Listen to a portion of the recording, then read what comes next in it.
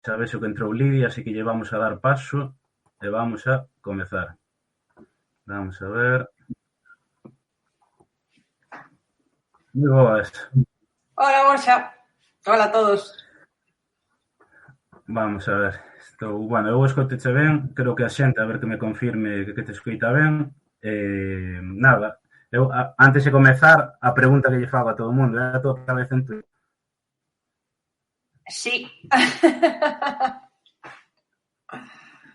Ben, bueno, pois sempre hai unha primeira vez. Eu xa lle decía a Rafa que nalgún momento con estas palestras que fai a saga, e bueno, todo este tema relacionado coa antropoloxía e mitoloxía, molaba ter unha canle no Twitch en galego que tratara todo iso, así que eu tamén te deixo aí o recado por se algún día Pois eu igual chocollo. sería interesante porque ademais, bueno, pois sí, hai moitas canles cada vez máis, o Twitch en galego se está creando aí unha comunidade moi interesante de persoas que emiten en galego, así que todo o contido é benvido. Pois sí. E nada, se te parece vamos a comezar xa comentar a xente que está no directo, se queredes deixar algunha pregunta bueno, para Lidio, para o que sexa, deixadenos, eu irei na metendo canto poida aí polo medio da conversa, preguntade o que queirades, bueno, intentarei, xa hai moitas, intentarei ler todas ou o máximo número delas. Nada máis, comezamos entón, para que non te coñeza, quen é Lidia Mariño? Esa pregunta é difícil de responder. Vamos a decir máis ben a que me dedico. Eu son fisioterapeuta, son diplomada en fisioterapia, teño a miña clínica e actualmente estou estudando antropoloxía social e cultural na UNED e investigando, sobre todo, me interesa os métodos da mitoloxía comparada, vale? Comparo a mitoloxía galega con mitoloxías asimilables, sobre todo de Europa, a veces incluso me saio do contexto europeo, entonces así, comparando as nosas figuras míticas con outras, pois enriquecemos a comprensión da nosa mitoloxía, e sobre todo o que me dedico eu, bueno, en concreto a figura da vella, que é a que máis me fascina. Que comentabas o grado de antropoloxía, eu, se non me equivoco, en Galiza o único sitio para estudalo é a UNED, non? Pois sí, inda que teñamos unha riqueza antropolóxica abraiante, non hai outra maneira de estudar a antropoloxía social e cultural en Galicia que non sexa a través da UNED. Me parece que hai un valeiro que temos, non? Xa che digo, coa riqueza antropolóxica que temos, pois é unha mágoa, non? Que non haxa outra forma. Sí, porque ademais, claro, o que diste con toda a riqueza que temos, que non haxa unha oferta nas universidades galegas fora da UNED para iso, claro, non sei que perfil de alumno hai na UNED, se hai moita demanda, pero supoño que é un perfil máis ben tirando adulto, non? Que novo, claro. Sí. Pero sabes que é o problema, sobre todo, de que non haxa unha oferta que non sexa da UNED, o que eu boto en falta, que se suple con outros cursos e tal, pero que o temario está orientado en xeral, non? Podíamolo enfocar, inda que estudes a antropoloxía, os métodos antropolóxicos en xeral, pero coa riqueza que temos aquí, se tuveramos unha universidade pública antropoloxía, podíamos enfocalo xa a Galicia, non? Que é o que falta. Aquí iso telo que suplir ti pola túa conta, pero non temos eso. Sí, é un perfil adulto. Normalmente, a antropoloxía, a xente pásalle como a min, non é unha carreira que escolles con 18 anos. Primeiro faz outra e despois chegas a antropoloxía. Son inquedanzas que che solen chegar máis tarde, non? Son preguntas complexas. Claro. Mira, como comezou o teu interese polo mundo da antropoloxía? Bueno, a ver, eu teño a sorte destas cousas da mitoloxía, das lendas e tal, non só estudalas e recollelas, senón que eu vivinas. Eu criei-me, pois, cos meus avós, contándome historias da compaña, facendo ritos tradicionais, eu isto mameino dende pequena. E se eres unha persona curiosa, me empezas a facerte preguntas. Entonces, eso, a mitoloxía, as lendas, eso encantoume de toda a vida. Ademais, levo no apellido, non? O apellido Mariño xa ten lenda, xa eso foi recordo ser adolescente e facerme xa esa pregunta, que guai, que o meu apelido ten lenda e tal, así que, o sea, que xa me ven de toda a vida. Pero, bueno, cando vas sendo máis adulto e tal, empezaste a facer máis preguntas, preguntas máis fondas, da nosa mitoloxía, sobre todo, que me parecía que parece que temos a sensación de que a mitoloxía son contos, lendas que non significan nada, eu daba a sensación de que aí detrás había algo, Entonces, o que sí foi o que me atrapou total, eu, inda que escoitei moitas lendas desde pequena e tal, na miña aldea nunca se falou da abella. E cando a descubrín, pareceume fascinante, o sea, pareceume un ser mítico que engloba moitas cousas e abraiante. E foi a raíz dela, de descubrirla ela, que me metín de cabeza na antropoloxía. O sea, comecei a estudar a carreira para ter recursos teóricos para poder investigala a ela. Que aparte, ligando co que se comentaba antes, a falta de oferta educativa sobre isto, non? E o que comentas ti agora é que nós estamos comprobando en primeira man en Orgullo Galego, dende que organizamos os directos estes con Rafa, xa temos organizado con outro rapaz tamén sobre mitoloxía, ou seja, na sociedade hai un interese sobre todo isto tremendo, ou seja, e hai unha falta de contido, digamos, bueno, non falta de, hai xente creando contido, non? Pero, quero dicir, a nivel maioritario, a nivel de masas, non hai contido que se lle poida chegar deste estilo a todo o mundo e nós o vemos que hai unha demanda enorme, non? E moitas veces porque nunca se fala deso, porque comentabas ti o da abella, eu cando descubrín o teu blog e lín o artigo que leva o título deste directo, non? A mí me choca. Tive un cortocircuito na cabeza, dixen, hostia, pero é verdad, todo o día falamos do barco da abella toda a vida, pero quen é esa abella? Claro, asumías un nome como tal, pero nunca me puxen a pensar, pero quen é esa abella? E xa estes días lendo máis a fondo, foi en plan, madre mía, que ignorancia vivía. Sí. Pero sabes que pasa? A mí unha cousa que me dá moitísima mágoa. Consumimos mitoloxía foránea. Thor, Zeus, non sei que, eso parécenos lo más de lo más. E aquí temos unha mitoloxía fascinante. Non é que o diga por amor propio, digo xo como investigadora. O sea, temos unha mitoloxía flipante. O que non a temos é posta en valor, é o que estamos intentando facer os 4 que nos dedicamos a eso, non? Darlle o valor que ten porque o ten. Non xa che digo, non é pasión propia, digo xo desde a investigación. As características que teñen os nosos seres míticos son fascinantes. Eu non teño nada que envidiar a esa mitoloxía foránea que consumimos, vamos, en absoluto. Entonces, pois, é iso, non? É poñela en valor porque os galegos somos como somos e somos moi acomplexados de nós mesmos, por desgracia, hasta hai 2 días. Agora empezamos a querernos un pouco, pero hasta hai 2 días é así.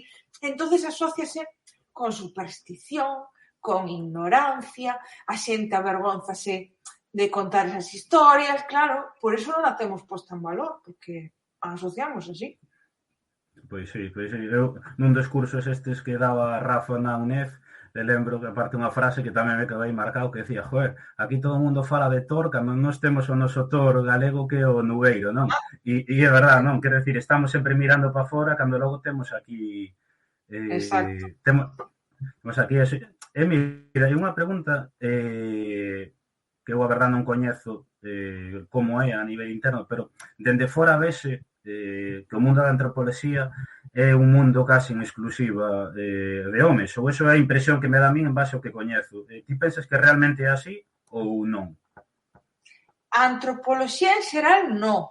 De feito, é que a antropoloxía é moito máis amplio que isto, non? Engloba antropoloxía económica, antropoloxía de xénero, migracións. Eu, por exemplo, neses campos, antropoloxía de xénero, moitísimas mulleres, migracións tamén. O sea, en antropoloxía en xeral hai moitas mulleres. O que non hai é mitoloxía. Eso sí que é certo. O sea, no mundo que eu me movo de mitoloxía comparada e tal, case sempre son eu soa. Eso sí que é certo. O sea, non sei se por tradición, se porque as mulleres en xeral interesan menos ese tema, non se teño resposta, pero sí que é verdade que eu, os artigos que leo, os mitólogos, son homes sempre, as publicacións, as conferencias, todo, a verdade que é un mundo de de homes ou da mitoloxía, non sei por qué, xa che digo, porque en antropoloxía sí hai moitas mulleres, pero o que se dediquen ao estudo da mitoloxía, eu as cousas que fago case sempre son eu soa, ou como muller, me refiero, que me choca, non? Ves os programas, ves o tal, e dis ti, pois non hai. Non sei por qué, pero non. Vale, bueno, e xa entrando en materia, que vamos a entrar xa no que lle interesa a xente de verdad, aínda que isto seguro que lle interesa, pero quererá que empezamos a responder xa a pregunta do directo, que é quen é a vella que lle dá o nome ao Arco da Vella? Esa é a pregunta do millón. Sí. Aparte, é o curioso que é o que destino. A veces, cando algo repetimos tantas veces, esquécesenos preguntarnos o por qué, non? Arco da Vella, pois Arco da Vella, pois xa está, non? Hasta que dis, vale, que vella, non? Que quen é esa vella?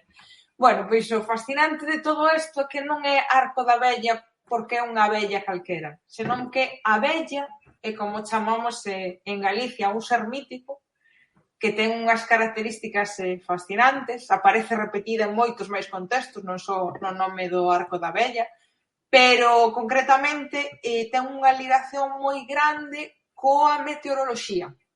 Por eso aparece tamén ligada ao Arco da Vella.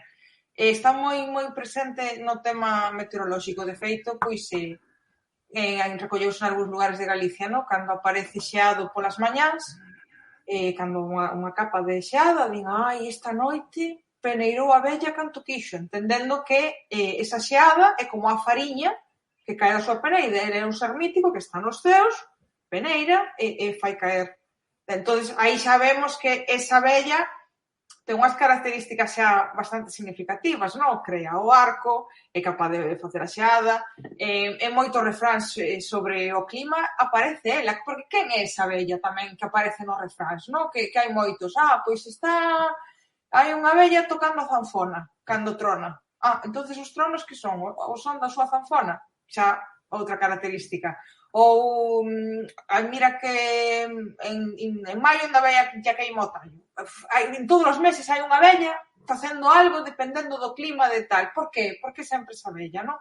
Entonces, pois, empezas a tirar do fío, nunca mellor dito, porque unha das súas características é que é fiandeira.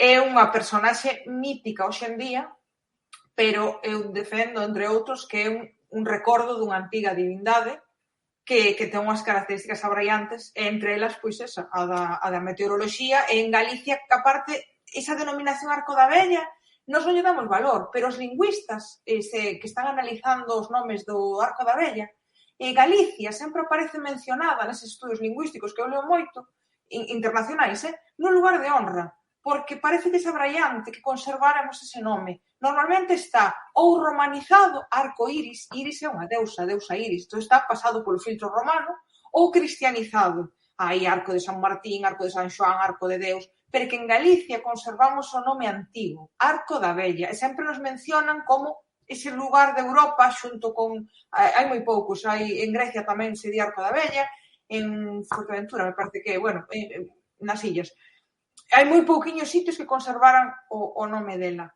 E aparecemos como algo, unha reliquia, o sea, que é algo moi significativo que lle chamemos Arco da Vella.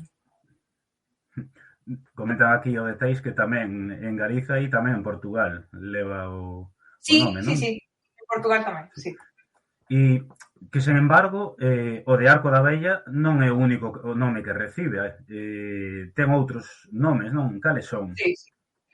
Arco da Vella é maioritario, o Arco da Vella con todas as súas variantes, quere decir, hai Marco da Vella, Barco da Vella, que se cree que simplemente son derivacións fonéticas, pero despois tamén hai Cinto da Vella e Circo da Vella, porque é unha constante por toda Europa tamén que se considere que o arco é o cinto da vella ou a cinta da vella, que é unha cinta de cores que ela solta no ceo. Entón, en Galicia tamén temos circo da vella, cinto da vella, e despois hai outros nomes que xa non teñen que ver coa vella, senón asociados máis coa climatoloxía, arco do ceo, arco do trono, arco da chuvia, bueno, pero o maioritario é Arco da Vella, aínda que tamén os lingüistas que o están estudando hoxe en día din que está en retroceso con respecto a arco iris. Empezas a recoller moito máis en Galicia ahora mismo arco iris. Hai uns anos era Arco da Vella todo, e agora recóllese nas preguntas lingüísticas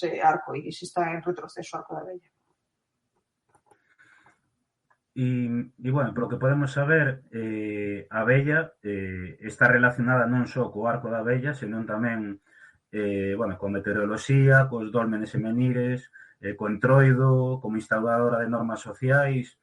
Eu sei que isto, vouche preguntar que nos desenvolvas un pouco isto, e sei que isto xa dá para isto en concreto, para unha charla en exclusiva, pero bueno, a ver se nos podes facer unha introducción a todo isto que citei. Vale, sí, é que acabas de mencionar casi todos os aspectos que envolven a Vella. A ver, partindo de que vos digo que o recordo dunha antiga divindade, creo que xa entendemos o complexo que é. Por exemplo, só temos que pensar agora, non? Na idea que temos de Deus ou de Xesús, pois é quen creou o mundo, é quen pon os castigos se te portas mal, é quen dá unha esperanza noutra vida, o sea, o concepto de divindade engloba moitísimas facetas, e a Vella pois pasa o mesmo, non? A Vella probablemente foi unha deidade principal, non unha deidade secundaria, senón é como hoxe temos Deus, pois igual, esa sería a Vella. Entonces ela influye pois nunha chea de cousas. O clima básico é unha das preguntas máis antigas da humanidade. É que temos que pensar na antigüedade que ten a Vella. Eu ahora mesmo a que estou barallando e a que coincido cos lingüistas é que é paleolítica. Paleolítica é cando vivíamos en covas e cando cazábamos para sobrevivir. O sea, estamos falando dunha divindade super antiga e dá resposta a preguntas que nos fixemos daquela xa, non? Entonces, o clima, pois é das primeiras preguntas do ser humano, non? Quen fai a chuvia? Por que chove? Por que quenta o sol? Os tronos son unha cousa que chama moita atención. O Arco da Vella, pois, é unha cousa que ainda hoxe, que se vemos a explicación, ainda nos parece abraiante. O sea, ves o Arco da Vella inteiro, quedas aí embobado mirando porque chama a atención. Entonces, eso, o de que ela explica a meteoroloxía é moi básico nunha divindade arcaica, non? Porque é das primeiras preguntas do ser humano. Pero hai máis. Por exemplo, a das que este asociada ás mámoas, a que ela construiu as mámoas, iso é unha evolución, porque tamén está asociada non só as mámoas, senón cando hai un penedo moi significativo, non? Desto que ti o ves e dis, iso parece que o puxo alguén aí. Pois puxo a Vella. O sea, ela construiu a paisaxe, entonces esas cousas que nos chaman a atención tamén, desas paisaxes que ainda hoxe, non? A veces ves algo que dis, Dios mío, parece feito. E sabes que é natural. Pois imagínate antigamente, non? Chamaba moita atención. Entonces, pois, esta pedra pois puxo aí a Vella. Pois é unha explicación de por que o noso mundo ten a forma que ten. Co paso do tempo, iso foise reconvertindo en explicación para os restos arqueolóxicos. Cando xa non sabes quen construiu as mámoas, porque xa non sabemos quen foi, pois quen foi? Pois foi a Vella. Entonces, pois foise reaproveitando ela, e entre outras cousas tamén, hai que ter en conta que este asociado ás mámoas, iso reflexa o carácter funerario da Vella, non? Ela está moi asociada coa morte. Entonces, as mámoas están moi asociadas a ela. Que máis me comentaste o entroido? Bueno, é que a Vella está asociada con toda a parte escura do ano, coa invernía, non? Digamos que o seu tempo empezaría máis ou menos por defuntos, e acabaría coa chegada do tempo da primavera. De feito, atopámola asociada ao entroido, ao Nadal e incluso a Coresma. Cristiá reaproveitouna. Finaliza en marzo, non? Entonces, todos eses ritos, en algún momento atopámolos a ela, incluso por toda Europa. Aquí en Galicia non é que teñamos un gran recordo dela no entroido, pero sí que no entroido aparece unha figura que moitas veces se chama a Vella, que vai tirando cinza, pero hai en outros lugares que a conservan con todos os seus atributos. O sea, é a Vella, vai fiando, leva un pequeno no colo, que nas lendas nas nosas aparece fiando e levando un pequeno no colo, pero, sin embargo, no entroido non nos aparece con todas as características. Pero en canto nos salimos de aquí, Zamora, por exemplo, xa aparece fiando e máis levando neno. Entonces, que significa isto? Pois igual que a Semana Santa, por exemplo, non? Poño sempre exemplos cristiáns porque é nos fácil de entender, é a religión actual. En Semana Santa escenifícanse un episodio da vida de Xesús, non? Escenifícase moitas veces con personaxes.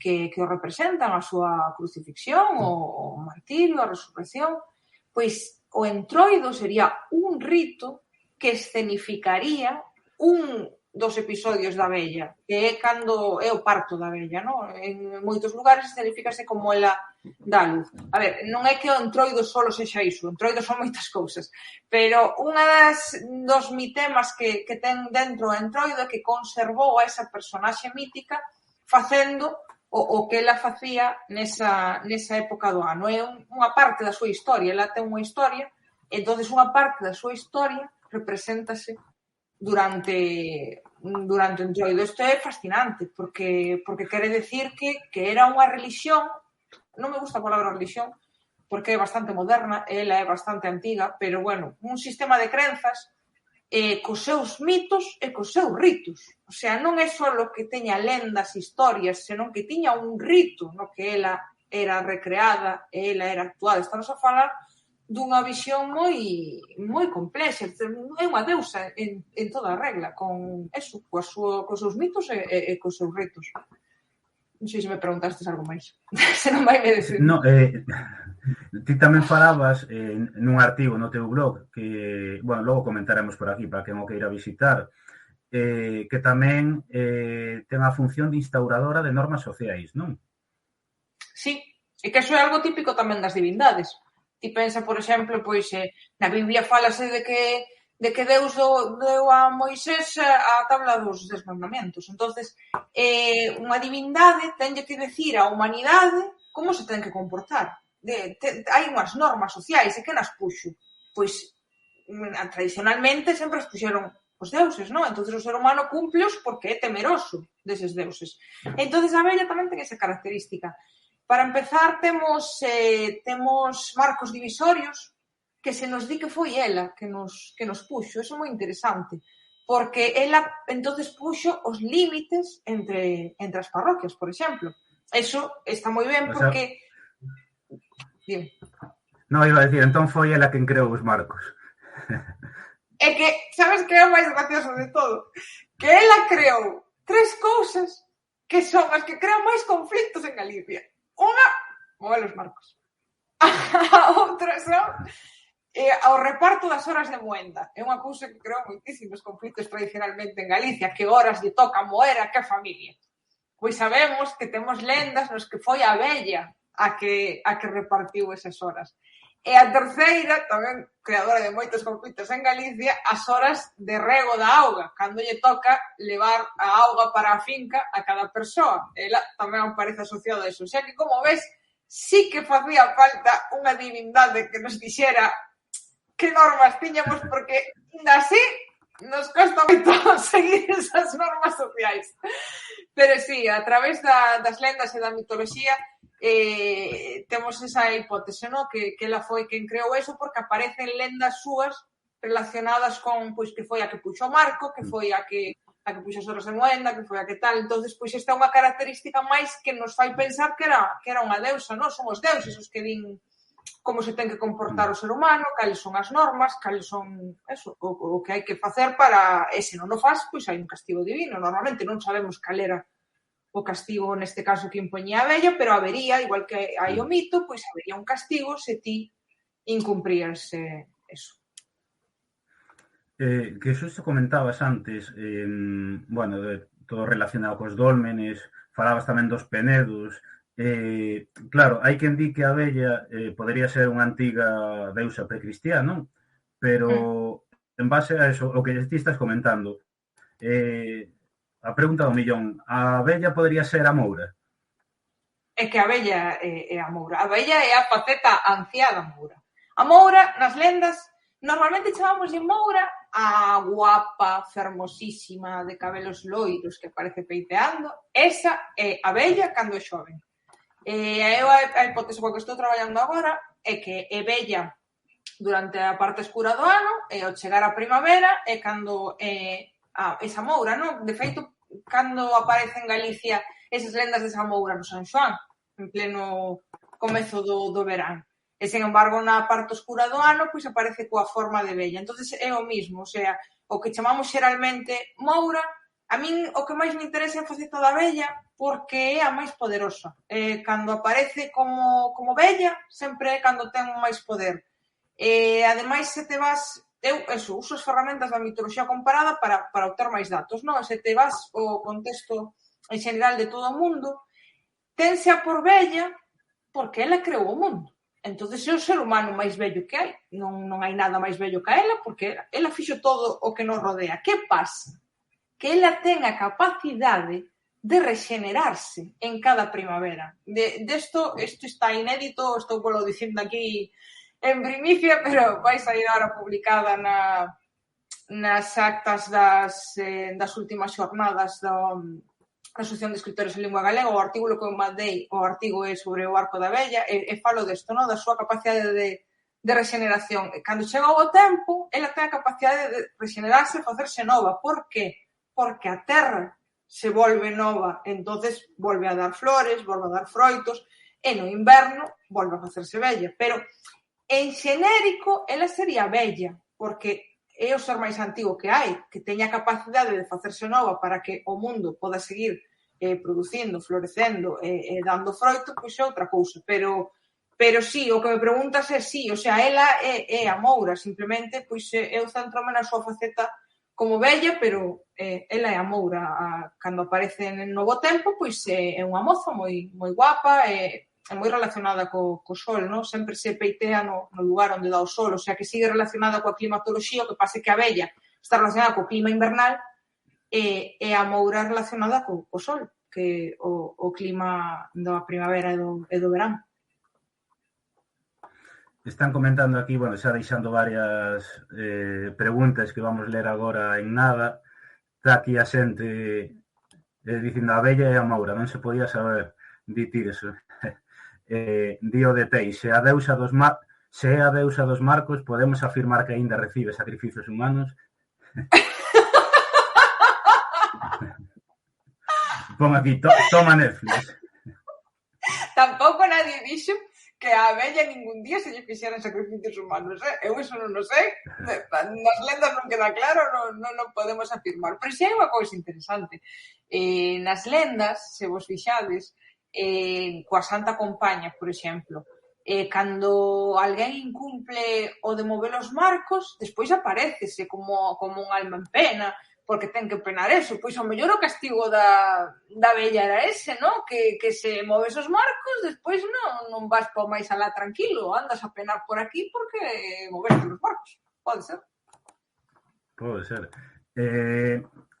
Vouche facer unha pregunta, bueno, vou deixar as que teñan aquí para a seguinte, entendo que hoxe estamos ese o día de San Martiño, a semana pasada foi o día de defuntos. Que relación ten a vella con ambas festividades? Vale, esa é unha pregunta chula. Creemos que o seu tempo máis ou menos comezaría por defuntos, porque temos moita información que apunta nesa liña. Por exemplo, temos condenas eclesiásticas do século XIII que non aquí en Galicia temos outras chulas tamén, pero esa non. Esa é en Alemanha, me parece, que teñen a vella coas mesmas características que a nós, que crea meteoroloxía, que é fiandeira, o mismo, é a mesma personaxe. Está por toda Europa, cada un chamalle co nome de tal, pero está por toda Europa. E ela é a que encabeza a procesión de difuntos que vai polas casas cando se lle deixa a mesa posta para que coman. Nós, por exemplo, no Nadal, tamén se fai en defuntos en algúns sitios, pero bueno, o máis conocido por Galicia quizás sexa o Nadal. Deixamos a mesa posta pola noite, a lareira encendida, para que veñan os defuntos e coman e se quenten. Vale, pois nesas condenas do século XIII decían que pasaba eso mesmo, a xente facía o mesmo rito, pero temos o dato de que quen traía a eses defuntos? A vella. Entonces, a vella é a parte escura do ano, a vella está moi relacionada coa morte. Nos lugares onde se conservou eso, ela é a quen te atopas cando chegas o máis alá, ela é a custodia das portas do alén, a que che deixa entrar. Entonces, ela tamén é quen permite que os defuntos nos veñan visitar nesta época do ano. É ela quen ven con eles, ela traeos. Entón, está moi asociada co tempo de defuntos. E, concretamente, co día de hoxe, ainda máis, porque estamos nesta época, de feito, estamos tendo un clima maravilloso propio do veranciño de San Martiño. que lle dá nome o día de hoxe. Pero por outros lugares de Europa conservouse, igual que nós, como vos decía antes, conservamos o nome Arco da Vella, que é o nome aborixe, por decirlo de alguma forma, o nome indígena, e despois hai outros que se romanizaron ou se cristianizaron, nós temos Veranciño de San Martiño, que está cristianizado, pero hai outros sitios que conservaron o nome indígena, que é o Verán da Vella. Por qué? Porque esta é a súa época, non? Unha época escura, de inverno, pero ela manda un pequeno veranciño polo medio, que por eso é o Verán da Vella. De feito, tamén é moi interesante que xa por febreiro, marzo, hai uns días de frío nos que está a punto de chegar a primavera, pero veñen uns días moi fríos. E chámanselle días da vella, porque é o último frío que manda a vella antes de tornarse moza. En este caso sería o último calor que manda a vella antes de que empece xa o inverno de todo e goberna esa época oscura do ano. O sea que ela está moi asociada co tempo no que estamos agora mesmo. Bueno, veña, vamos meter as preguntas aquí porque cada vez se están acumulando máis. Comenta, a ver se atopo, que xa hai bastantes. Comenta Sandra que esta é unha pregunta ademais que tiñamos anotada, bueno, que tiña anotada, non? Que di, entendín que noutras culturas atlánticas europeas, Irlanda, Bretaña, recóllese tamén relatos esta divindade. Chámaselle tamén vella nestas culturas? Chámaselle vella en todas. O que pasa é que normalmente é vella é algo máis. Quero dicir, vella é un nome propio. En Irlanda e Escocia, a vella beira. Na mitoloxía eslava, que está moi presente, a vella llaga, a vella non sei que. Sin embargo, en Galicia só é a vella. Pero normalmente a vella non sei que, a vella non sei canto, un nome propio. De feito, normalmente é un nome que non se sabe de onde ven porque non ten con que compararse. Os lingüistas volvense tolos porque non é un nome así. Pero sempre a vella non sei que, a vella non sei canto. E para nós é simplemente a vella.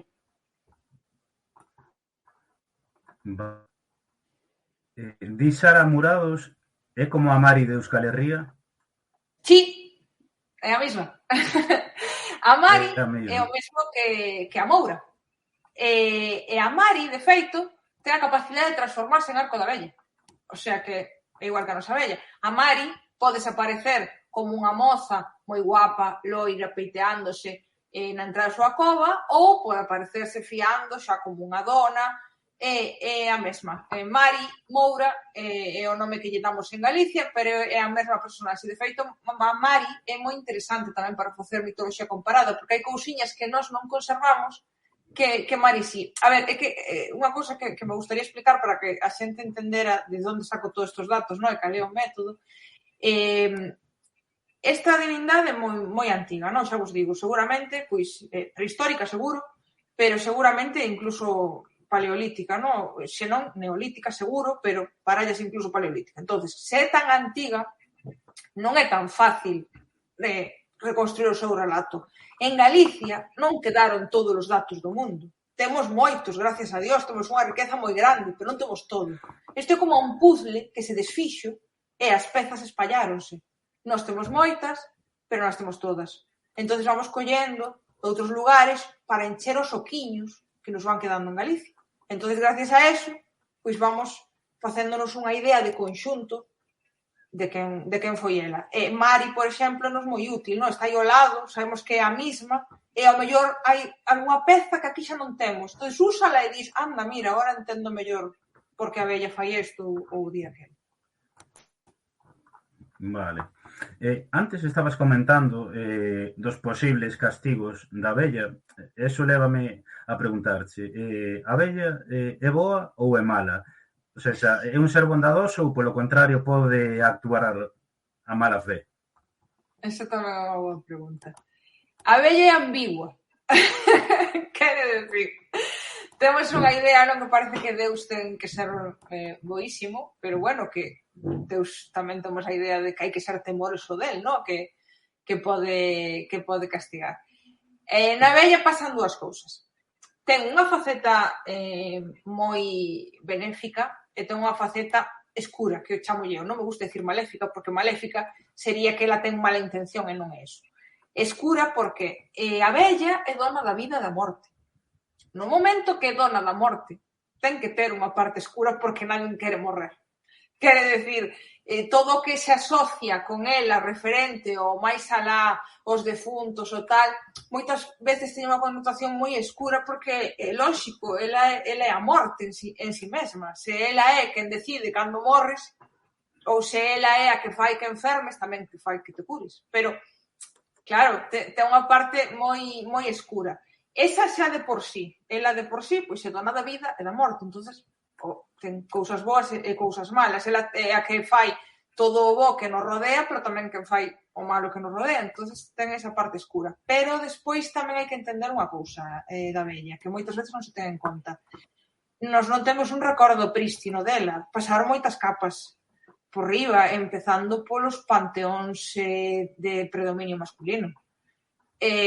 Moitas veces puxéronselle a ela características maléficas que non tiña en orixen, porque había que achicala para que luciran máis as divindades masculinas. Entonces ela pois foiselle poñendo esa connotación de bruxa que hoxe en día ten unha connotación tan negativa que en orixe é unha muller sabia, unha muller que ten dominio, coñecementos científicos, que ten dominio da natureza, pero co paso dos anos e sobre todo cos panteóns masculinos, a ela foiselle poñendo unha carga moi escura en riba que non tiña en orixe. Entón hai que entender que en orixe sí era unha divindade ambigua, porque da vida e da morte, pero que toda esa carga nas nosas lendas a veces aparece unha carga moi forte, mala, e malísima, e come os homes, e non sei que. Esa toda xa é imposta por panteóns posteriores que intentaron achicala. Esa é a miña opinión. Vale. O sea, que levado a política na actualidade a vella sería de centro.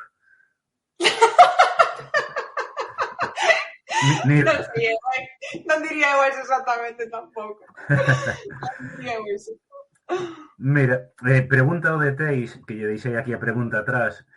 Lera hai anos no libro de Isinio Martins sobre toponimia da Galequia que o Val da Maia viría dunha mai, unha antiga deusa. Sería a mesma que a vella? Non sei se sobre isto non sabes. Non coñezo a referencia,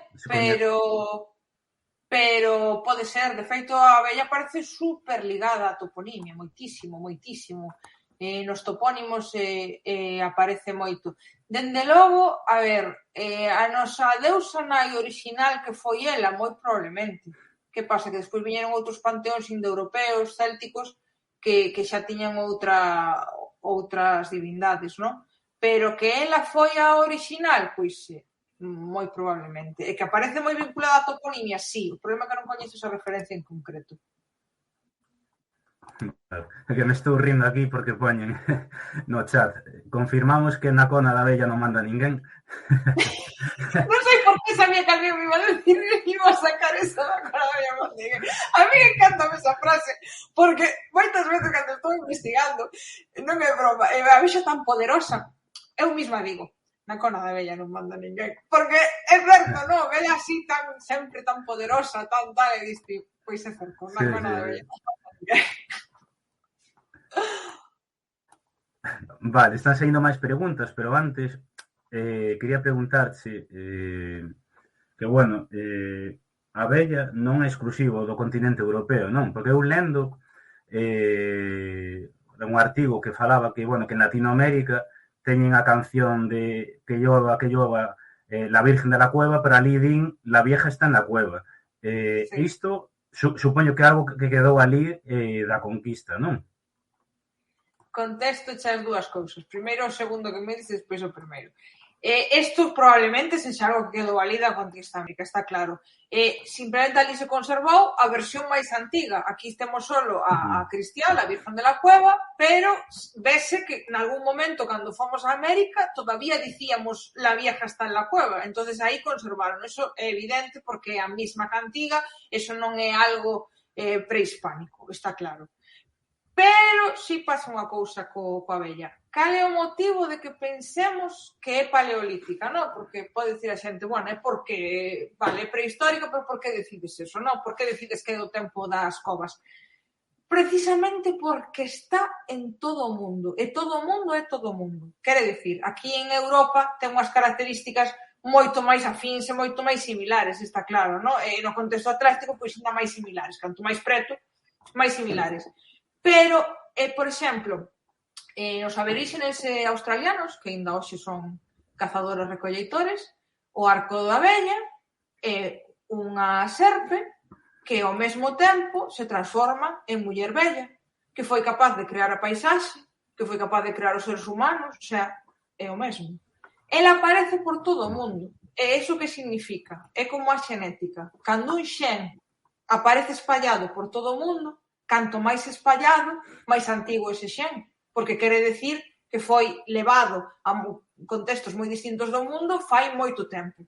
En lingüística o mesmo, cando aparece algo moi espallado, máis antigo, pois en mitoloxía é igual. Se temos en Australia os aborixes dicindo eso mismo, e non só en Australia, en moitísimos sitios do mundo, en Sudamérica, en Norteamérica, en Oriente Próximo, ela aparece coas mesmas características por todo o mundo.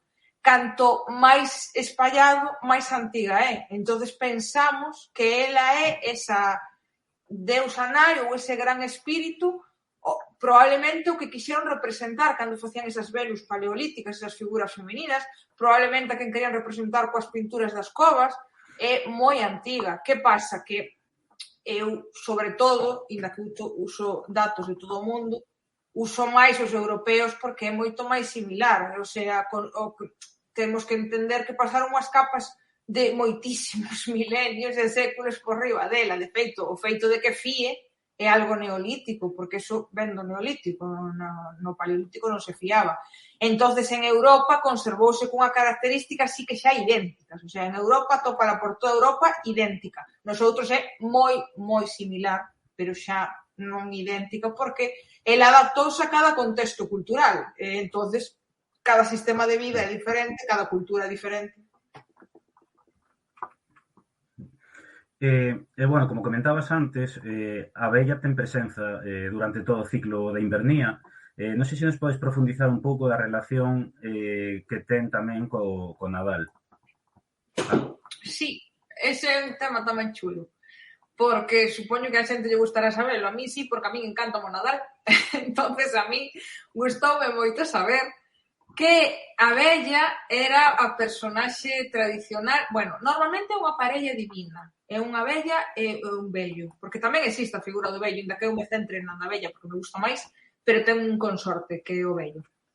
E eles dous son os encargados tradicionalmente, antes do cristianismo, en moitos sitios ainda se conservou, de levar os regalos aos nenos. De feito, en Italia, ainda é ela, é a Befana, é unha velliña que vai levando regalos. En Alemania, Frau Holle, é a abella que crea o clima, que crea a paisaxe, que fía, é a mesma que entrega regalos aos bos e castiga os malos, claro, que decíamos desa divindade ambigua. Normalmente vai acompañada polo seu consorte, o sea que probablemente o apalpador sexa o consorte dela, pero non a conservamos a ela. Pero sí, é esa personaxe que levaba os regalos polo Nadal, o sea que é unha faceta moi interesante dela. E na Coresma, que decimos que tamén aparece, porque a Coresma é un momento no que ela xa desaparece, non? Entonces na Coresma fanse ritos para serrala, queimala, expulsala, marcha ela para que veña a primavera. Entón tamén está moi asociada e recréase. De feito, mira, teño aquí, podo vos ensinar. Mira, isto foi a facer traballo de campo a ver se a vedes. Esta é a abella.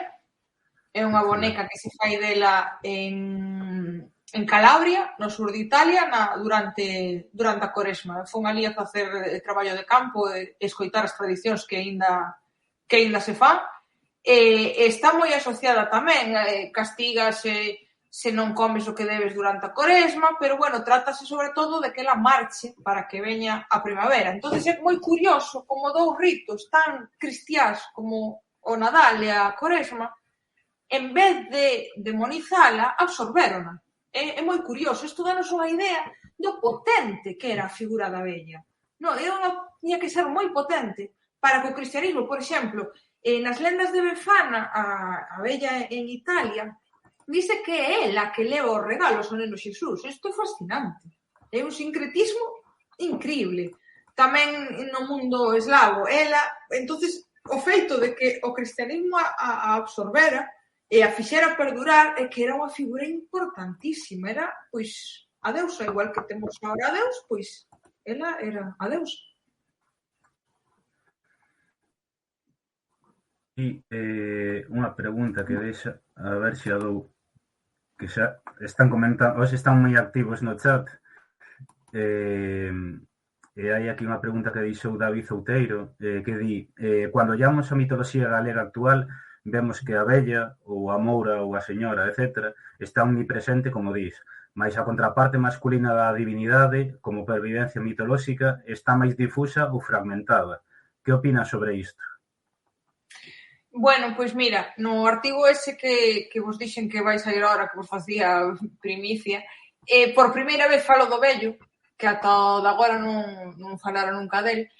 O vello, basicamente, para entendernos, o que pasa o que di David, tal cual, o que está é fragmentado. Por exemplo, o tronante sería o vello. É ese deus pais que hai en tantas mitoloxías. Thor é un deus creador dos tronos, Zeus tamén, pois o vello sería o tronante. Pero tamén é o mouro de moitas lendas. Ese mouro que ten retida a moura nunha cova, está fragmentado como eso. A veces é o tronante, a veces é un mouro, a veces é un becho, incluso.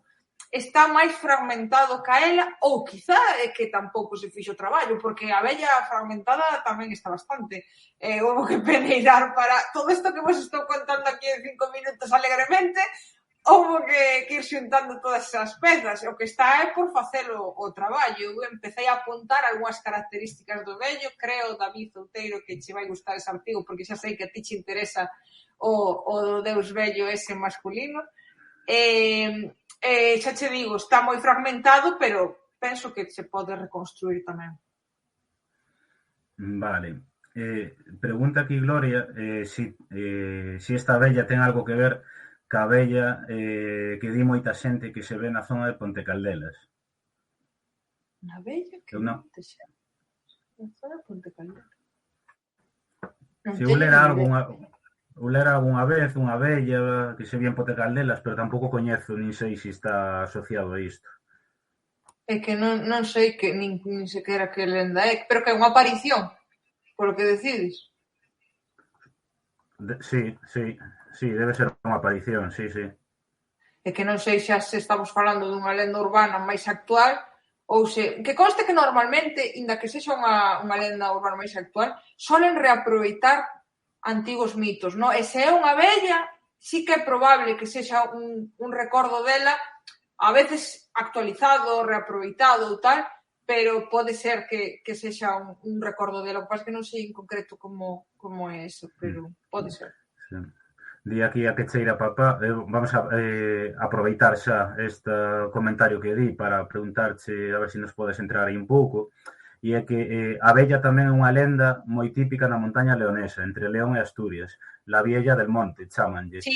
Aproveitando isto, non sei se nos podes aí profundizar un poquinho por esa zona e se polo norte de Portugal, que coñeces, que se fala disto tamén, que relación hai. Esas zonas son as máis interesantes, as máis limítrofes a nós, non? Son as que máis información nos dan, porque é moi fácil asimilar que se algo está xusto no limite con Galicia, aquí tamén estuvo algún día, ¿no? A Viella do Monte é chulísima, porque aí, por exemplo, sí que está moi asociada agora co Nadal, pero eso, bueno, están facendo así, pero basicamente a Viella do Monte a mí me parece unha lenda supercurriña, porque cando os pastores levaban a comida, pasaban o día no monte, ¿no? E sempre traían de volta algo que lle sobraba, un anaquiño de pan ou tal, e decíanlle aos nenos: non sabes a quen he visto hoy, digo en castelán porque sempre leo os testemunhos en castelán, non sabes a quen he visto hoy en el monte, he visto a la vieja y me ha dado esto para ti. Entonces mantiñanlle os nenos esa crenza que no monte hai unha abella que vela por nós, que coida o monte, e que che trouxe isto para ti, ¿no? Como unha sorte de Reis Magos. Pareceme, hasta hai 2 días se mantivo esa tradición, pareceme unha chulada absoluta. En Asturias teñen cousas moi interesantes dela, sobre todo unha cousa que aquí en Galicia se conservou moi pouquiño, que está por todo o mundo, e nada máis te sales daqui en Asturias sí que está, que é a súa faceta panadeira. A abella foi pan nas lendas e entrega á humanidade, porque ela é a que nos dá os alimentos. Entonces é a maneira de simbolizar eso. En Asturias tamén moi relacionado coa climatoloxía. Se fai néboa é que a abella encendeu o forno para cocer o pan, por exemplo. Esa faceta panadeira que aquí a temos, só coñezo 2 referencias. Hai un forno onde a abella coce pan, me parece que na provincia de Lugo, pero a verdade que agora non estou segura. Despois o de que a abella peneirou a fariña, bueno, pois está relacionado con esa faceta panadeira, pero bueno, aquí moi pouquiño. E por toda Europa sí, en Asturias sí. E na zona de Tras os Montes teñen cousas moi chulas da abella. Non só lendas, senón incluso ritos. Hai uns ritos previos a Semana Santa, nos que se van aparecendo cada semana se fai un rito e hai unha figura enloitada, encarapuchada, que está moi relacionada con ela. Despois en Portugal tamén teñen o magosto da abella, que é unha chulada. Hai unha aldea que fan un magosto que chaman o magosto da abella e pensan que o magosto instaurou ela. Eso é fascinante, o sea, que se conserve esa relación entre a abella e o magosto. Sí, todas as zonas limítrofes con nós nos aportan unha información impresionante, unha riqueza abraiante. Que comenta aquí dos do Rei, que ia dicir da abella na cultura eslava, porque isto soname moi ao Witcher III. Na cultura eslava é Baba Yaga. Bueno, en Witcher eu vin a serie o que coñezo, ¿no? Aparece, por exemplo, a figura de Kikimora, que ela tamén a abella, pero o nome principal pola que se lle coñece é Baba Yaga. É fascinante porque, por exemplo, a Baba Yaga é a dona das augas da vida e da morte. Cando chegas ao máis alá, ela pode facer que resucites, por exemplo, o sea, danos moita información que nos falta aquí. A mitoloxía eslava hai que ter en conta unha cousa, eu uso moitísimo, se ledes os meus artículos, casi sempre falo unha referencia á mitoloxía eslava, por que? Porque o contexto eslavo cristianizouse moi tarde, séculos entre 11 e 13. Entonces, claro, nos somos cristianizados entre os siglos VI aproximadamente. Todos eses séculos de diferencia, eles conservan moito máis que a nós, evidentemente. Entonces, facer as comparacións con ela é moi interesante. A Kikimora, por exemplo, que aparece en The Witcher, é fiandeira, é unha abella, danos moita relación. De feito, ali pensan que vive esa abella fiandeira no chan de cada casa. É como un espírito protector da casa. É moi chulo eso que conserva. Eu tiña aquí unha pregunta algo friki que ademais nos enviaron foi o martes. Sí, creo que foi o martes ou o mércores nos enviaron. Ademais isto pensado nela. Que di, bueno, a primeira é algún dos nomes que recibe o vagalume é o de vella facendo papas ou vella facendo caldo. Incluso unha canción de Heredeiros a Cruz di unha vella unha cunca de viño de golpe bebeu, que se non me equivoco ven dun dito que di 7 cuncas de papas e millo unha vella comeu. Entón, para ambas cousas, é a mesma vella? Sí, as dúas. E agora concreto. O do vagalume. Por toda Europa tamén os lingüistas recolleron moitos animais levan o nome da vella. Normalmente son animais que por algunha razón chamaron a atención ao ser humano, non? A veces son animais que teñen atributos moi humanos, non? A donicela, por exemplo, moi espelida, mirache como se fora un ser humano. A veces é por as crenzas que teñen asociadas, por ritos, por tal. O vagalume é que temos que pensar que hoxe en día o vagalume está en franca desaparición, pero temos que imaginar un contexto sin luz eléctrica, cando o vagalume de verdad proliferaba. Imaginar esas luceciñas así brilando como estrelas andando por aquí é que é normal que se asociara con ela, pero sí que ela, porque de feito hai vella facendo caldo, vella facendo as papas, vella facendo a cea, e en Asturias me parece que é Vella da Morte, creo que lle chaman o vagalume. É nunha zona limítrofe con nós, estou segura, e creo que é Vella da Morte, o sea, é ela. E claro, é un animal, o vagalume, que chama moitísimo a atención, esas luceciñas así, que se asocia con ela, como que ela está prendendo unha luz para cociñar, pois ten moitísimo sentido.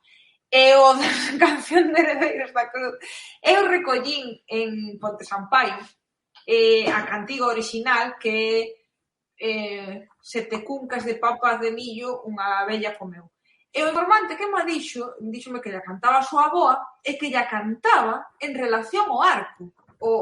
Esa vella que estoupa despois de comer 7, igual que as cores, é a vella. É curioso porque na canción di reventoulle o cordón do xustillo de tanto que encheu e estoupou.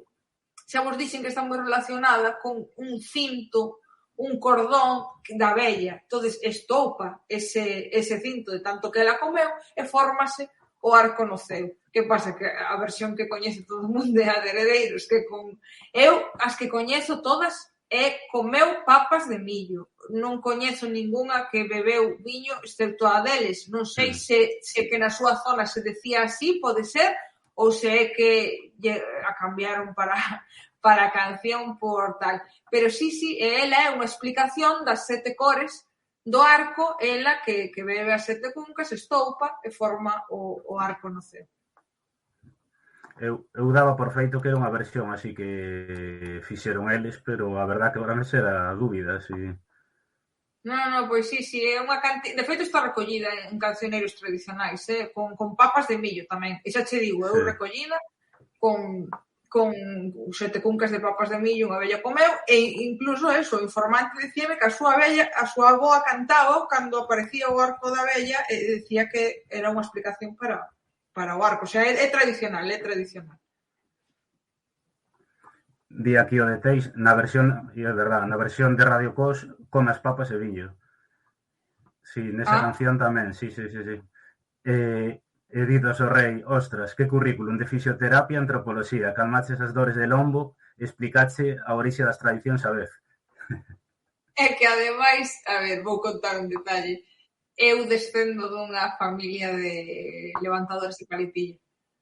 De feito, bueno, fixen unha investigación deso que seguramente sairá po ano que ven, que moita xente me pregunta, no, eres fixo porque a túa familia levantaba paletilla? Creo que non tengo nada que ver, pero igual xa me ven un pouco de casta. O que me ven de casta é o de, xa che digo, o de preguntarme por todas esas cousas, non? Tuve a sorte de vivilas, eu teño compañeiros que estudan na antropoloxía que lle chaman a atención estas cousas, pero chamanlle a atención como alguén que nunca as viviu, como eso, que xa crecestes na cidade, nunca tivestes contacto con eso, isto chamache a atención. Pero que a min chama a atención desde dentro. Quero dicir, eu tuve a sorte de vivilo, teño a sorte de ter unha aldea, teño a sorte inda hoxe de que me sigan contando esas cousas. Na miña aldea, por exemplo, onde eu nacín, hai moitas crenzas relativas á morte, moitísimas. Moi vivas, ademais. Entonces, pois eso, eu vivino desde dentro e sigo vivindo desde dentro. Din aquí que fagas un podcast para falar de todo isto. Pois igual. Mira, comentaban antes que era sorprendente que se fose perdendo aquí o de Arco da Vella, bueno, que agora se dixera máis Arco Iris, non? Eu supoño que eso ten que ver tamén co retroceso do galego, supoño, bueno, esa é unha pregunta que che quería facer, e ligando a tamén, quería preguntarche que papel cumpre o idioma, en concreto, bueno, o galego, a hora de investigar neste campo da mitoloxía. Vale. A primeira pregunta, os lingüistas din que a parte do retroceso... Bueno, espera, primeiro vou dicir unha cousa que é interesante. Os lingüistas din que precisamente conservamos a denominación Arco da Vella porque somos bilingües. Os sitios onde se conservou son bilingües. consérvano no idioma máis autóctono. Quere dicir, logo está pois o oficial que é o castelán, pero os sitios que teñen un idioma autóctono como a nós son os que conservaron esa denominación tan antiga, así que hai un punto para nós. Pero, con respecto a outro que me decías, os lingüistas din que, sobre todo, o problema é a escola. Na escola ensínanche o nome oficial, que é arcoíris. Entonces, ese é o que se vai impoñendo. A escola, moitas veces, é un proceso de aculturación, por desgracia, de saberes tradicionais. Que, a ver, está claro que hai que aprender a visión científica, ¿no? Pero igual tiñamos que complementala coa outra, porque senón imponse esa visión máis ilustrada e a versión tradicional vaise achicando cada vez máis. Os lingüistas din que ten moito que ver o de que se ensine con nome científico de arcoíris e o de arco de abella, xa nadie sabe nin que significa, nin que é, nin cada vez hai menos avós que expliquen eso. E o do galego na investigación. Bueno, xa para traballar en Galicia e facer traballo de campo, evidentemente, a xente hai que falarlle no seu idioma. Non podes pretender vir de fora e falarlle castelán, porque, para empezar, unha cousa moi chula que ten o galego a hora de facer traballo de campo con mitoloxía e lendas é que cando a xente lle falas no seu idioma, síntete como ateu, unha persona na que pode confiar e contarlle iso. E incluso para facer mitoloxía comparada é superútil, porque eu teño que ler información en moitísimos idiomas. Pero cantos máis idiomas coñeces, máis fácil se entender idiomas alleos. Eso é así, sempre é unha riqueza. Cantos máis idiomas coñeces, máis fácil é coñecer outro. E o galego, por exemplo, a min, eu cando estuve en Italia facendo traballo de campo, como me serveu o galego. É moito máis parecido o italiano, o galego que o castelán, incluso en entonación. A min foi moi útil o galego para facer traballo de campo en Italia, por exemplo. Comenta Artai, que, ainda acaba de chegar agora, e é que se lle recomendarías a alguén que estudou historia que faga antropoloxía, ou viceversa. É que a historia e a antropoloxía tócanse moito. De feito, por lo menos a mí o que me gusta é, en antropoloxía chamase etnohistoria. Etnohistoria, que quere decir? Pois o que fago eu. A antropoloxía do pasado. A antropoloxía, moita xente, a maioría, fai antropoloxía do contexto actual. Analiza a sociedade actual. Eu analizo as sociedades pasadas. Entonces aí tócase a historia e a antropoloxía. En antropoloxía chamámoslle etnohistoria, historia étnica, historia antropolóxica.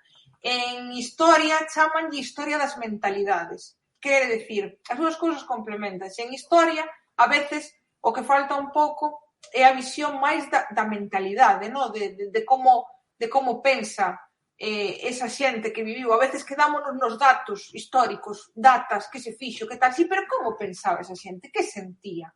Como vían o mundo? Entonces, para mí, o fascinante é o vínculo entre historia e antropoloxía, para mí. Penso que se complementan absolutamente esas dúas carreiras. Claro que o recomendo. A min estudar historia e un historiador estudar antropoloxía. Pareceme o complemento perfecto. Saber os feitos e saber o proceso cultural que hai detrás desos feitos. É a simbiose perfecta para min, a miña opinión. Antes, cando falabas de toponimia ligada á abella, comentaba aquí David Outeiro, Forno da Abella en Castro Verde. Precisamente quería preguntarche sobre eso, que lugares hai aquí en Galiza, eso, que teñan a toponimia asociada á abella.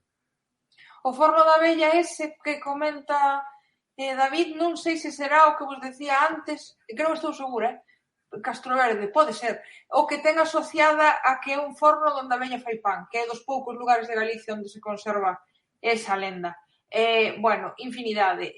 O pao da abella, que ese marco divisorio que con forma de cruciforme, que seguramente sexa unha estela, que divide 4 concellos, o pao da abella. Covas con nome relacionado con ela, Pala da Abella, Cova da Abella, temos unha chea deles. A abella morta, analizouse agora en estudios toponímicos, que polo visto é un nome para lugares embrañados, empantanados, onde hai augas estancadas, polo visto en Galicia é recorrente que a eses lugares se lles chame vella morta. Os que teñen analizado eso din que efectivamente pode estar relacionado coa vella. Bueno, despois coa moura unha chea deles, porque claro, tendo en conta que son o mesmo, pero está moi relacionado sobre todo coas covas, as covas que levan o nome dela. E logo, vamos a ver, di aquí Pantonetti, hai un pai da vella preto de Muras. Pero non creo que teña nada que ver. Xa me preguntou máis xente, ese sí que non creo que teña nada que ver. Entre outras cousas, porque se a vella é Deus, é quen creou o mundo, non ten pai. Ela creouse a si mesma. Claro.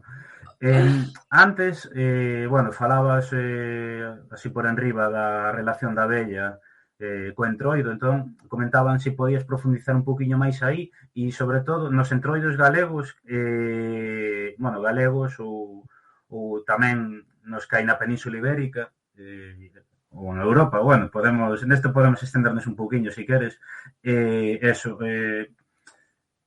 en que entroidos ten presenza ainda a vella, dos que coñecemos os principais e dos que non son principais, tanto aquí en Galiza como noutras latitudes. Vale. É que a relación da vella co entroido, eso, bueno, daría para falar solo de eso. É apasionante, que pasa que é un tema bastante complexo de desbozar así en poucas palabras. A ver, para empezar, temos moitas mascaradas, xa solo na Península Ibérica, que o mesmo nome que se lle dá á mascarada en sí é o nome que leva o personaxe da vella. Por exemplo, a filandorra, la filandorra de Ferreras de Arriba, creo que en Zamora, xa ten a personaxe, la filandorra, é o mesmo nome que se dá a toda a mascarada. Frau Holle, a personaxe esa que vos decía que é a vella en Alemania, chamase Frau Holle ou Persta. A mascarada ali é Persten, que é a tropa de Persta. Quere decir, ela é un personaxe tan importante do entroido que o entroido inteiro moitas veces chamaselle como ela. Esa é a primeira pista. Vale. Segunda pista. Aparece en toda Europa, pero é que en canto nos salimos daqui, aquí por desgracia en Galicia sí que non conservamos moito, pero en canto nos salimos daqui, ela aparece fiando e con un cativo. Nas nosas lendas de como construiu a paisaxe, sempre se nos di que é unha vella que vai fiando mentras leva a pedra na cabeza, cunha man fía e coa outra leva un cativo. É característico dela levar un cativo e fiar. E no entroido vai levando un cativo e fiando, o sea que sabemos que é ela. E logo temos países de Europa donde xa se nos di directamente que é ela, o sea, esa personaxe din que é a mesma que nas lendas crea o clima, dá pan aos seres humanos, o sea, é ela, eles saben. Aquí en Galicia, por desgracia, pois non temos gran cousa, o sea, temos mascaradas nas que aparece unha personaxe a que lle chaman a vella, vale, normalmente vai botando cinza, a veces pois vai levando un boi con ela, pero non ten esas características tan definidas como noutros lugares. Non adoita ir fiando, temos unha personaxe que vai fiando, pero xa non vai vestida de vella, nos xenerais do Ulla, vai máis ben vestida así de fulana, pero non vai de vella, pero si vai fiando. Temos outro que leva un cativo, pero non leva o fiado nin é vella. En Galicia non conservamos unha que teña todas as características, sin embargo, xa vos digo, en canto nos salimos daqui, xa aparece con todas as características. Pero o máis importante, que vos lo digo así, daquela maneira, pero bueno, xa vos digo que é un tema complexo. Teño un artículo colgado sobre o tema, se vos interesa, e teño unha conferencia que en YouTube tamén sobre o tema. A vella, esa que leva o cativo, que vai fiando, nas mascaradas solese representar o seu parto, o parto da vella, dando a luz. Entonces, que ese cativo que leva, nas mascaradas, ela dá a luz. Isto é outro mitema da vida da vella, que ela regenerándose a si mesma. Deixa de ser vella, dáse a luz a si mesma de novo a esa moza que traerá a primavera, que representará o tempo. É complexo de explicarlo así en poucas palabras, non? Pero a través da mitoloxía comparada vese moi claramente, porque noutros lugares de Europa sí se conservou a historia, non? Por exemplo, volvemos ao mundo eslavo. Na mitoloxía eslava é unha deusa, Mocos, que é fiandeira, que é a que dá a luz no entroido, dá a luz ali a un ser masculino, que representa a primavera. Entonces temos países que conservaron a historia que nós esa non a temos. Vale, comenta o vosso rei se isto está ligado ás moiras á mitoloxía grega. Tamén, sí. De feito, o feito de que fíen, o feito de que sexa quen de provocar a morte. De feito, relacionando co entroido, hai lugares de Europa nos que a vella aparece fiando ao final de todo e cando quere que acabe o entroido, colle a tesoira e corta o fío do fuso. Entonces, acaba o entroido. Esa faceta da moira que cortando o fío acaba coa vida, acaba con todo, ese fío do destino, ese fío da vida, e ela corta e acaba. Entonces as moiras si serían un remanente dela, incluso coas tres facetas, non? Porque a veces as moiras dice que unha é máis xoven, outra é unha señora, e outra é unha vella, e a vella cale a relacionada coa morte, que por eso vos digo, a faceta vella dela é a máis relacionada coa morte, e a máis xoven pois xa que dá a vida. Entonces por eso a vella ten esa componente oscura, pero sí, sería o mismo que as moiras e as parcas. Vale, bueno, vamos a ir entrando xa no final, pois xa levamos 1h20, e a verdad que este é un tema que dá para falar horas e horas. Eu recomendo que se queredes coñecer máis visites o seu blog, que deixei antes aí polo chat, pero vou ler as últimas preguntas. Hai algunha que nos deixaron agora aquí por privado no Twitter, e tamén, bueno, se a xente quere deixar no chat algunha pregunta máis, podemos metela. Unha delas é que outras personaxes da mitoloxía galega teñen similitude ao que se recolle da vella, porque antes falabas que a vella e a moura eran o mesmo. Claro, que non é que teñan similitudes con ela, neste caso é que é a mesma personaxe, é ela de xoven, o sea, pero non é similitudes.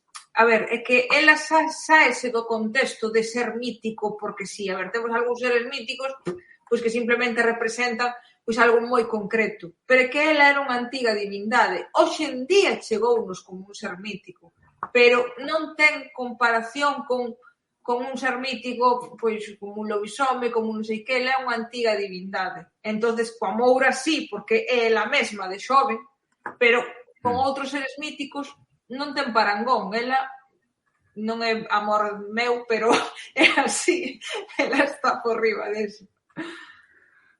Me comentanme aquí, din, se a moura e a vella son o mesmo, porque se sigue falando como personaxes, que non son personaxes, pero como personaxes independentes? A ver, normalmente que cando se fala da moura, fálase pois desa faceta, ela é estéticamente moi visual, moi loira, moi guapa, moi tal, o de que se asocia coa serpe, o de que o aprobado desencantamento do mozo, bueno, é o que máis perdurou en Galicia, pero sin embargo nas lendas da vella, moitas veces nas que temos recollido dice Bella Moura, a veces dinse Bella e a veces din Bella Moura, o sea, esta pedra trouxe na cabeza unha moura bella, ou unha bella moura, o sea, síguese asociando coa moura, pero sí que é verdad que a palabra moura en Galicia, pero iso igual é culpa nosa, de que non transmitimos, parece que moura solo é a guapa de cabelos loiros e tal, moura é todo, pero sí que parece que quedou asociada máis con esa faceta, pero moura son as dúas facetas dele. Vale. Estou vendo aquí no chat a ver se me dixei algunha pregunta. Bueno, non sei se o ibas a comentar logo, pero din aquí se pode recomendar algún libro ou libros que toque todo isto.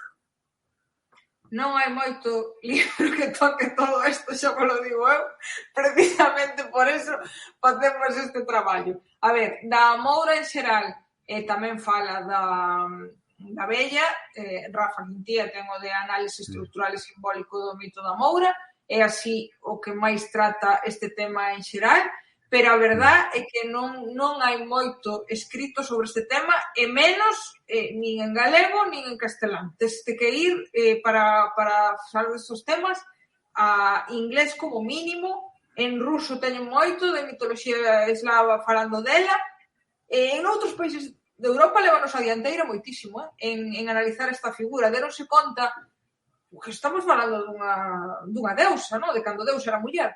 Elevan nos anos luz de poñer en valor esta figura. Aquí, a verdad, moi pouquiño para saber nun libro, recoller nun libro quen é esta figura, nada. Din aquí que entón que tes que chegar ti un libro sobre isto. Pois sí, gustaríame algún día. De momento vou publicando cousas moi concretas, pero sí me gustaría algún día dar unha visión global de quen é ela. Xa mo ten dito máis xente, recoller todo isto dunha maneira global, non poder dicir a xente, a ver, quen é a abella? Pois isto. Sí que me gustaría, algún día. Que antes falábamos a Moura, aí tamén hai o documental este que se sacou hai uns meses e tal, no que participa moita xente. Sí.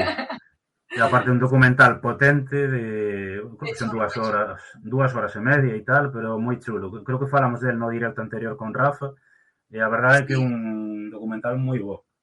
O bo é que aí tendes ilustrada moitas das facetas que ten, porque é o que vos decía, ten moitas facetas, aparecese de moitas formas, representa moitas cousas, e a verdade é que o documental trata varios aspectos dela, no? A faceta de creadora do mundo, a faceta que aparece como rapaza nova que pide desencantala, ten moitos aspectos. Entonces, no documental, por capítulos, tratan varios aspectos dela que sí que é unha maneira moi amena de achegarse a súa figura. Sí, eu non me lembro o nome, non sei se alguén o pode pasar por aí. Efectivamente, era o País a Moura, se alguén o pode pasar por aí a ligazón, pero un documental subido inteiro, pero logo tamén hai por partes, por vídeos, creo que 10 ou 12 minutos, entón é moi recomendable. E xa antes de entrar no cuestionario final, comentan aquí se podes falar algo máis da relación da abella coa morte, coa alén, porque é certo, citan aquí, esta é unha pregunta que me están pasando aí polo pinganillo, que a hora de falar das tradicións e defuntos pouco se coñece xa do papel da abella. Sí, aquí en Galicia a verdade é que temos moi pouco. Todo o que sabemos da relación da abella coa morte é por mitoloxía comparada. Se vos fixades nos datos que vos fun dando hoxe e tal, hai algúns datos que vos los dou de primeira man galegos e hai outros que só vos los podo dar por comparación con outros contextos porque aquí non se conservou. Entonces, o que sabemos aquí da relación da abella coa morte, hai quen di que a abella, a figura da abella mítica, sería a mesma que aquí é esa lavandeira que aparece pedindo que lle axuden a retorcer a sábana, porque normalmente suele ser unha lavandeira bella. Entonces, claro que facer no mesmo sentido cae, non sei que, esa lavandeira é un agoiro de morte. E a bella suele ser un agoiro de morte. Entonces, podería ser a nosa faceta da bella como a morte. Está moi relacionada tamén coa compaña, porque, de feito, hai en lugares que a compaña vai presidida por unha figura feminina. Noutros é simplemente a estadea, por exemplo, non é unha procesión, é só unha personaxe. Entonces hai en lugares de Europa que é ela, non, a que vai presidindo esa comitiva ou é ela sola. Entonces, tal. Despois, en Galicia, o dato que temos, as mámoas son lugares de enterramento e dice que ela vive neles, que é a casa dela. Isto porque é interesante, porque en outros lugares de Europa din que cando cruzas ao outro lado atopaste coa súa casa. A Baba Yaga, por exemplo, vive nunha cabaña que se atopa no linde entre o mundo dos vivos e dos mortos. Entón, o feito de que para nós viva nunha mámoa que é esa fronteira entre a vida e a morte, pois danos o dato de que aquí tamén tiñamos esa creenza de que ela é a quen te atopas ao chegar o máis alá. Eso, en outros lugares de Europa está asociada coas procesións de mortos, entón aquí seguramente estaría asociada coa compaña, ainda que xa non, e o que si conservamos é eso, esa lavandeira bella que che pide retorcer, que é un agoiro de morte, pois probablemente fora ela. Que eu algo que quería comentar tamén, non? Que eso sí que se coñece un pouco máis e é en relación ao arco da abella que se di, non? Que hai cando o arco da abella toca na terra que din que hai un tesouro, non? Algo así era. Un pote de moedas de ouro. Sí. Isto normalmente está vinculado cos tesouros que hai no máis alá, os tesouros que custodia a vella, e que o arco da vella tamén é unha ponte que conecta o noso mundo co mundo do alén. E no alén, normalmente, temos esas crenzas de que hai tesouros.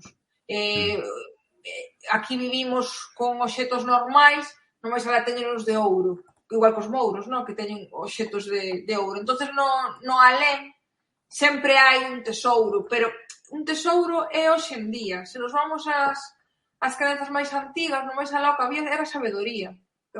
Os humanos intentaban acceder ao máis alá para coller a sabiduría que tiña a vella, que teñen os mortos, e moitas veces di, pois, que se foi ao máis alá e foi como se conseguiu o segredo do lume, o segredo de aprender a cociñar. Antes era sabiduría. Cando se foi evolucionando a sociedade, xerarquizando, e xa se foi creando a apropiación de bens e todo, foi se convertendo en tesouro, en ouro, en riquezas.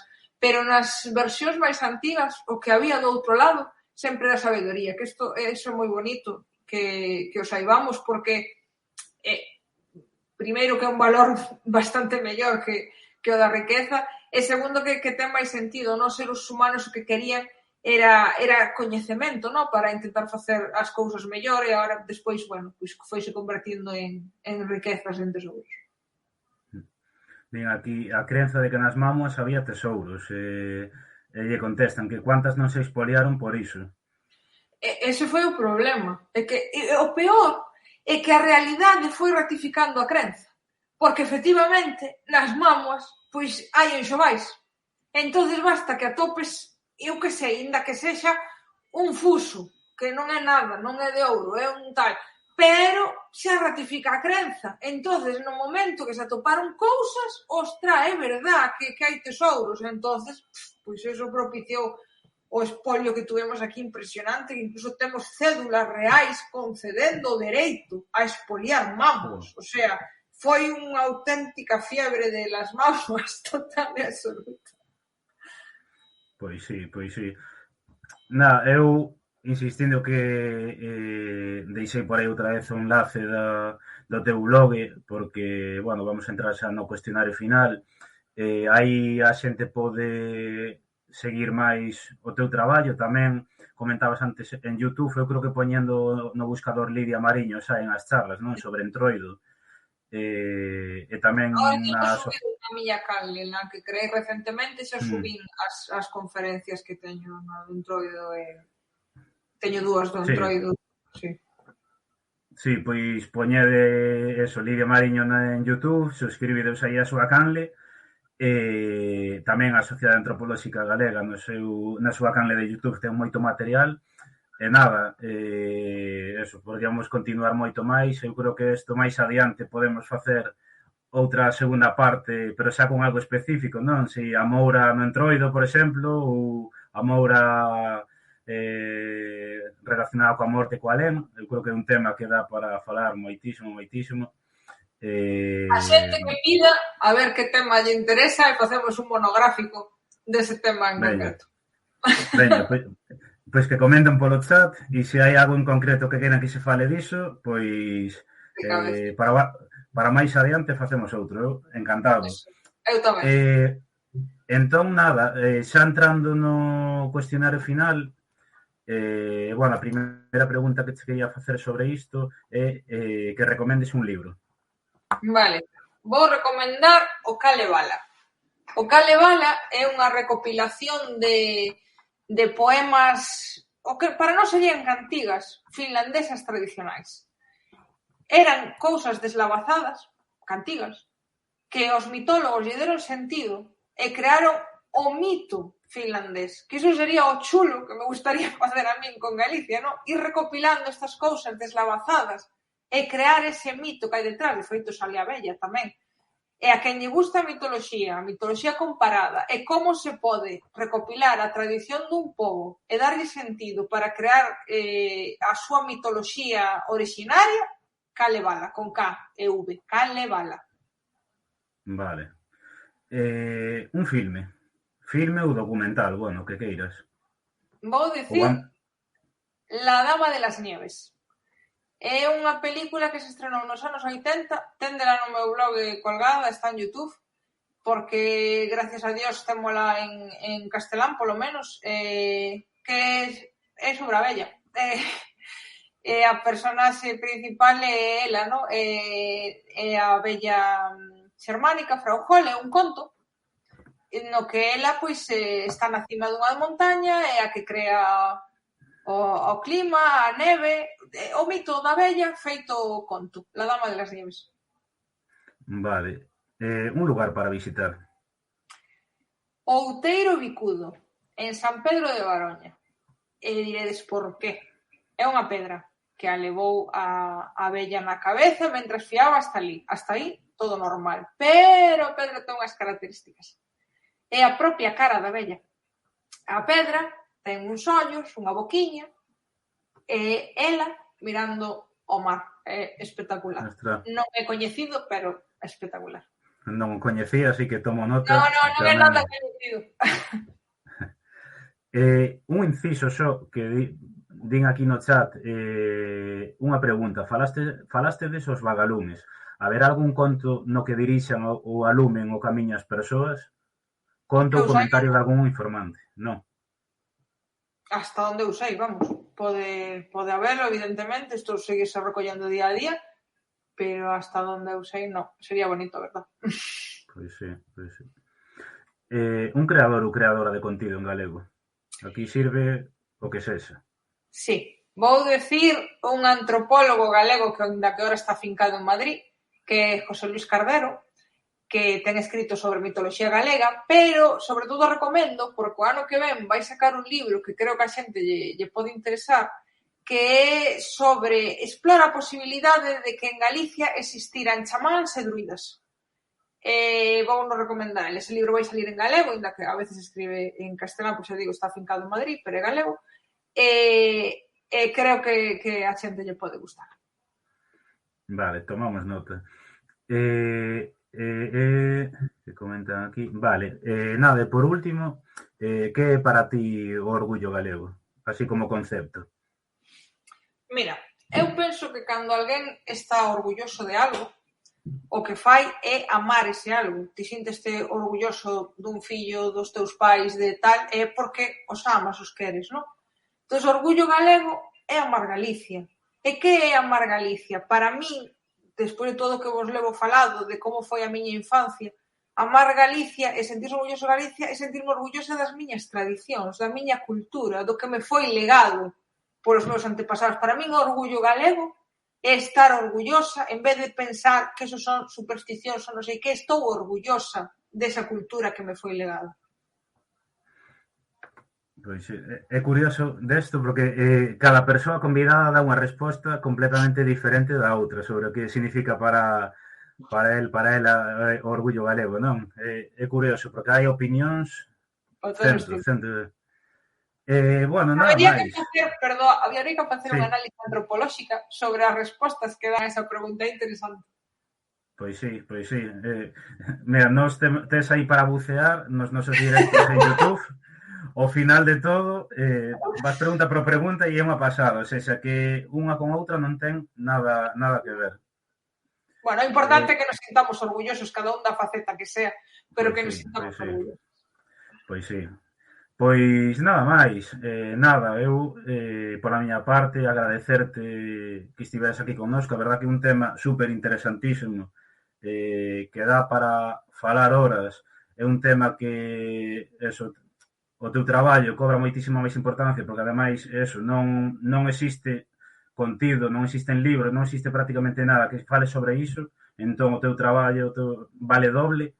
Agradecerte que viñeras aquí, eu colleche a palabra de facer unha segunda parte e isto digoche de verdade porque a Rafa dixemos o mismo o ano pasado cando viu por primeira vez a falar sobre ritos e tradicións en Nadal e ao final viu tamén a falar sobre ritos e tradicións en San Xoán e agora sobre defuntos. Xa temos aquí casi semi-contratado para falar. Pois eu encantada. Mira, primeiro gracias a vos, non? Por facerme isto, parece unha cosa moi chula, non? Porque teño escrito artigos, dado conferencias, pero así desta maneira tan distendida, non? Gustoume moito. Que eu encantada, o sea, xa vos digo, que é un tema, joa, intentei dar algunhas pinceladas así fáciles, pero é que cada tema desenvolvería un mundo, non? Entón, eu encantada. A xente que pida, eu veño encantada. De verdade, moitas gracias pola oferta, polo que acabas de decir do meu traballo e por todo. Estou contenta. E nada, eso, nos estas conversas fican na nosa canle de YouTube subidas para que a xente poida, bueno, difundila ou vela noutro momento, un contido que vai quedar aí permanentemente. E nada máis, deixamos de marchar xa, eu vou continuar 5 minutos para comentar quen ven a vindeira semana, e nada, graciñas. Grazas a vos, ata cando cairades. Chao.